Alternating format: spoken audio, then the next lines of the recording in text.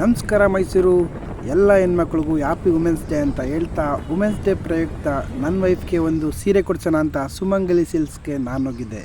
ಮೈಸೂರಲ್ಲಿರೋ ಹೆಣ್ಮಕ್ಳೆಲ್ಲ ಇಲ್ಲೇ ತುಂಬಿದ್ರು ಅಂತ ಅನಿಸುತ್ತೆ. ಅಯ್ಯಪ್ಪ, ಜನ ಸಾಗರ. ಅವ್ರು ಲಾಸ್ಟ್ ಬೆಂಚ್ ಅವರಂತೂ ಕೈಗೆ ಸಿಗ್ತಿಲ್ಲ. ಕಂಟ್ರೋಲ್ ಮಾಡೋಕ್ಕೆ ತುಂಬ ಕಷ್ಟ ಆಗ್ತಿರ್ಬೇಕಲ್ಲ.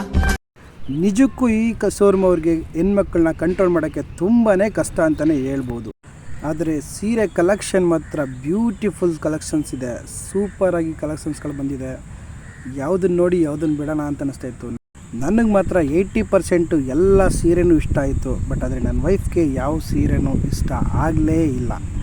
ಎಲ್ಲ ಹೆಣ್ಮಕ್ಳಿಗೂ ಇದೊಂದು ದೊಡ್ಡ ಪ್ರಾಬ್ಲಮ್ ಅಂತಲೇ ಹೇಳ್ಬೋದು. ಆ ಗ್ಯಾಪಲ್ಲಿ 1 ನಿಮಿಷಗಳ ಕಾಲ ಕರೆಂಟ್ ಹೋಗಿ ಶೋರೂಮೇ ಕಗ್ಗತ್ತಲಾಗಿತ್ತು. ಇನ್ನು ಅವ್ರ ಮನೆಯವ್ರನ್ನ ಕರ್ಕೊಬಂದಿರೋ ಗಂಡ್ಮಕ್ಳ ಪರಿಸ್ಥಿತಿ ನೋಡೋದಾದರೆ ಅವ್ರು ಸೆಲೆಕ್ಷನ್ ಮಾಡೋ ಅಷ್ಟರಲ್ಲಿ ನಮಗೆ ತಲೆ ಕೆಟ್ಟಿರುತ್ತೆ ಅನ್ನೋದಂತೂ ಪಕ್ಕ. ಈ ಬೇಸಿಗೆಯಲ್ಲಿ ಫ್ಯಾನ್ ಕೆಳಗಡೆ ಒಂದು ಚೇರ್ ಸಿಕ್ಕಿದ್ರೆ ನಮ್ಮ ಪುಣ್ಯ. ಕೊನೆಗೂ ನನಗೊಂದು ಚೇರ್ ಸಿಕ್ತು. ನಾನು ನನ್ನ ಮಗ ಆರಾಮಾಗಿ ಕೂತ್ಕೊಂಡ್ವಿ.